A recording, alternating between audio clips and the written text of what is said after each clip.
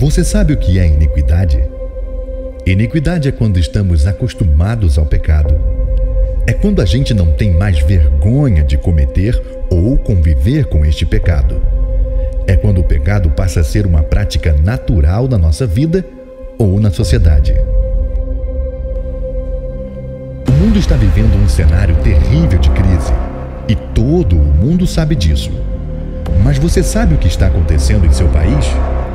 Você sabia que no Brasil existem 1.575 projetos de leis que prejudicam a obra de Deus e promovem a degradação da família? Ideologia de gênero. Nossa liberdade religiosa nos dá direito de fé, escolha e opinião.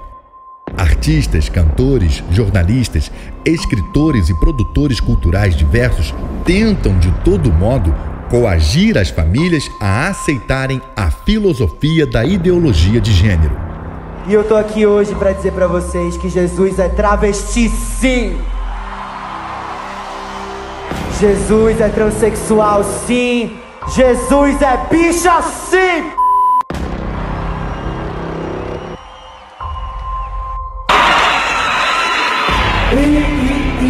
Jesus é travesti, eu quero ouvir, pô!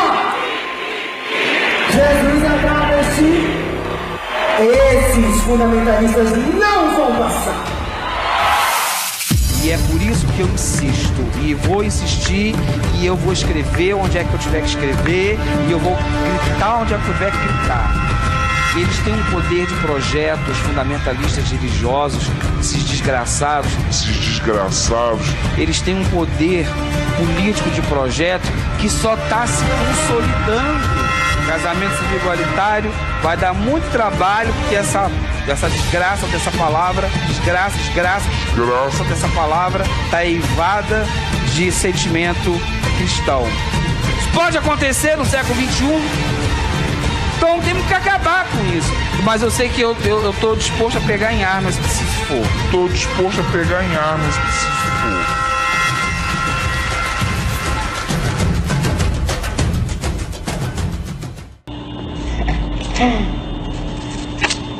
Aqui, ó, pra vocês, ó. A Bíblia Sagrada de vocês. Holy Bible. Aquele que habita no esconderijo do Altíssimo, esse crente de merda, crente lixo, queima no inferno, seus pestes, seus capeta. Existe um projeto de lei que vai autorizar a mudança de sexo em menores de 18 anos, mesmo sem o consentimento dos pais.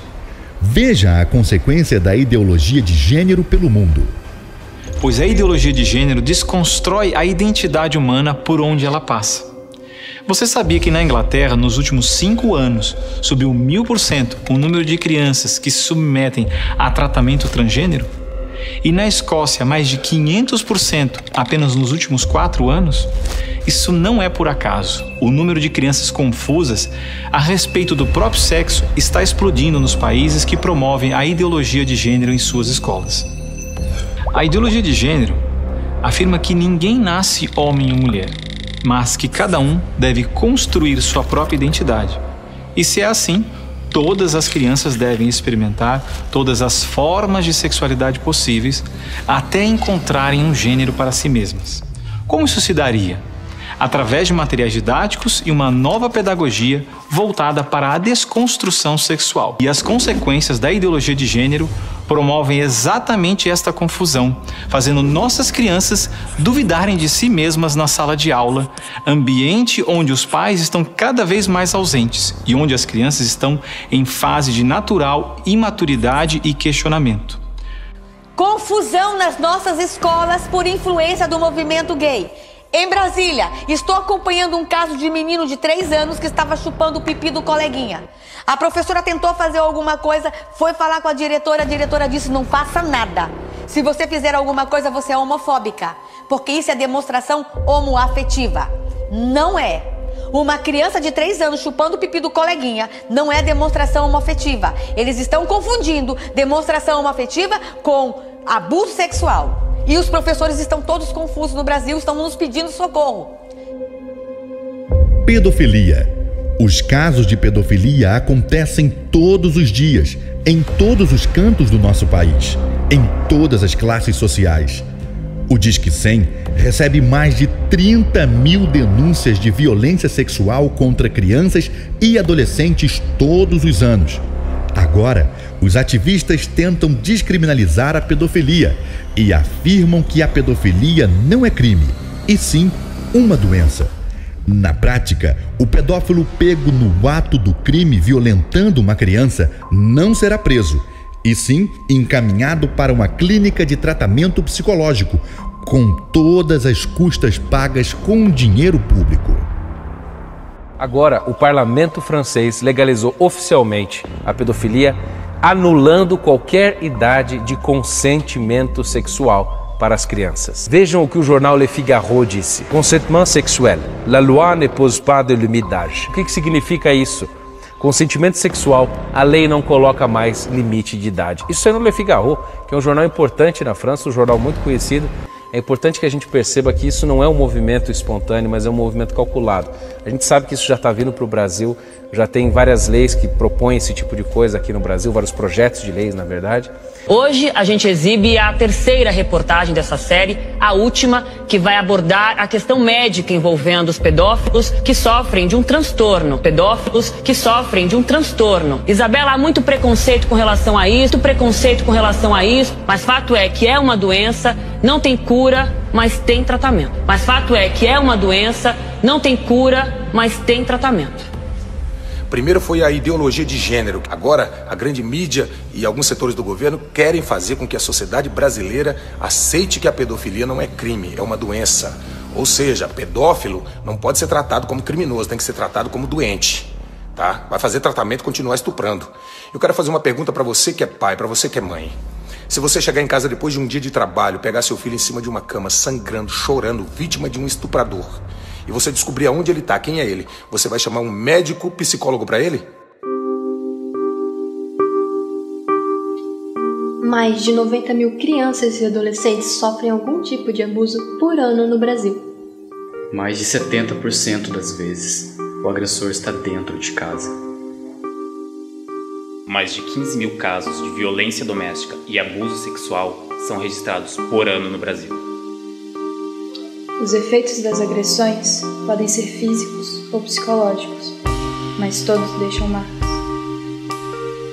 Enquanto você assiste a esse vídeo, uma criança está sendo vítima da violência. Eu posso me defender. Eu posso me defender. Eu posso me defender. Eu posso me defender. Eu posso me defender. Eu não.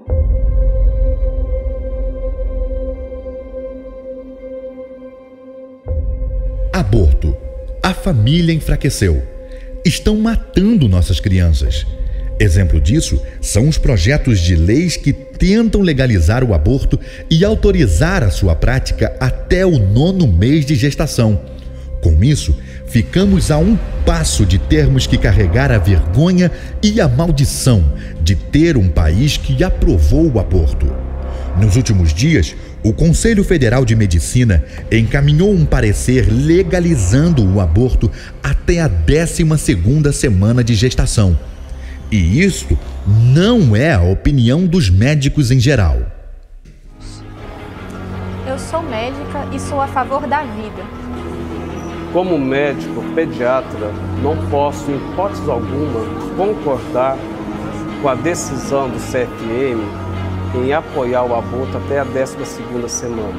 Não é a opinião dos médicos brasileiros. Na nota, o CFM alega que houve uma ampla discussão. Isso não é verdade. A criança com 12 semanas é uma criança perfeita. Ela já tem todos os órgãos em funcionamento. Para vocês terem uma ideia, com 6 semanas, a criança mede em torno de 5 milímetros, quer dizer, meio centímetro, e ali o coração começa a pulsar. A visão médica dessa questão, ainda mais na condição de obstetra, é de investir no feto, investir no ser humano na vida intrauterina, não uma ação destrutiva. Acompanhamos mulheres no dia a dia clínico que têm problemas psíquicos graves depois dessa resolução do aborto. Já na 8ª semana, o sistema nervoso já está praticamente estabelecido. Na 12ª semana, ele já tem coração, pulmão, já tem os braços, as pernas, o cérebro já está formado, os olhos, ele só falta crescer. Então nós médicos defendemos a vida em qualquer momento da gestação. E este é o nosso papel. Temos diversos estudos mundiais que comprovam essa associação entre a prática do aborto e transtornos mentais. Para nós é importante que nós defendamos a vida. É fundamental que todos os médicos esclareçam a comunidade e posicionem-se contra o CFM, como já fizemos. Eu sou médico e acho absurdo o parecer do Conselho Federal de Medicina a favor da legalização do aborto até a 12ª semana de gestação. Precisamos fazer alguma coisa. Senão nossas crianças terão suas vidas negadas. Serão mutiladas, arrancadas com métodos cruéis. Este ultrassom mostra o momento exato em que um cano de sucção penetra no útero para a retirada do feto. Perceba que o feto está desesperado. Veja o coração acelerado. É um grito silencioso. Ele sabe que algo está errado.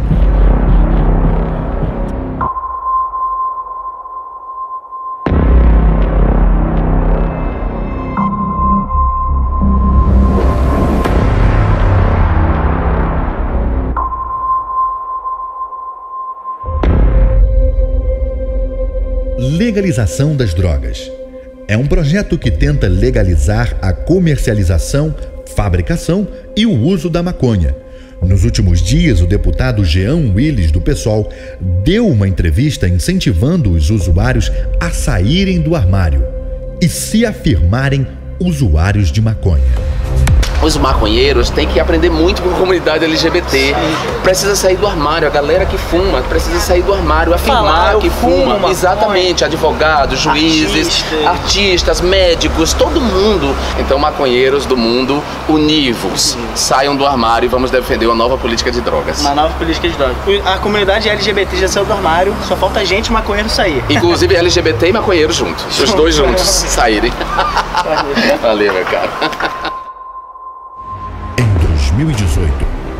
Em quem você vai votar? Nossa resposta será nas urnas. Ainda existem outros projetos que visam acabar com a evangelização em TVs e rádio. Os projetos de leis nessa linha proíbem ou dificultam as transmissões religiosas na TV ou no rádio, ou seja, impedem a divulgação da palavra de Deus nos meios de comunicação de grande alcance em diversos cantos do país. Um outro projeto é o Plano do Meio Ambiente, que tentou calar a igreja em todo o país.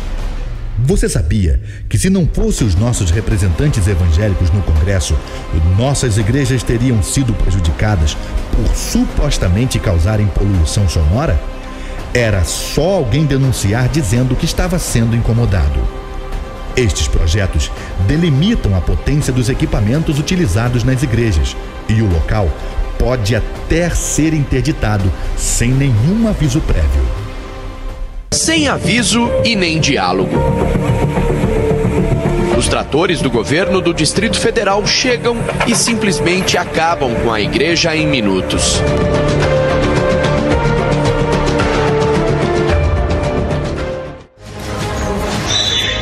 Essa é a lei do mais forte, Marcos.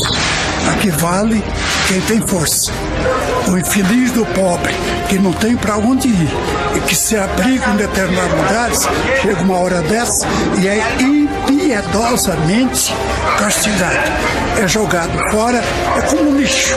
É como lixo. Essa é a verdade. Esse é o governo que está governando o DF, que infelizmente não tem diálogo.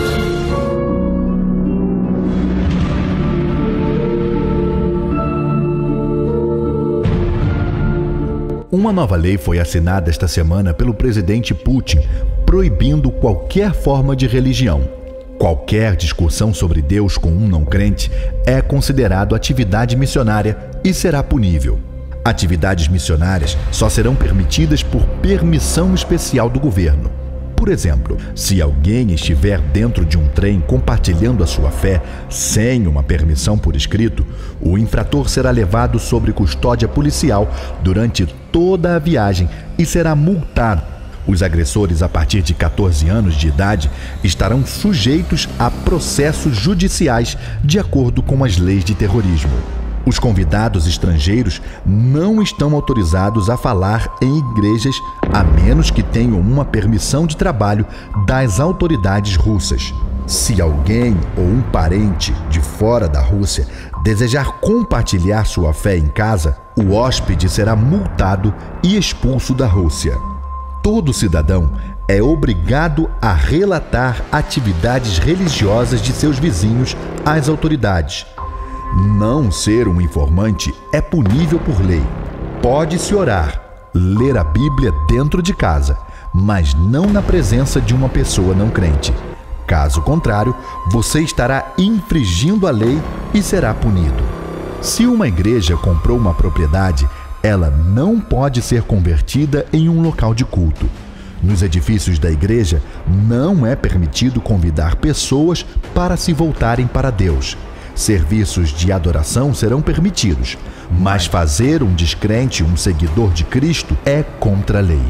Precisamos estar atentos, pois a ideia é que países aliados à Rússia adotem as mesmas leis de restrições a cultos, com base em uma ideia de políticas antiterrorismo.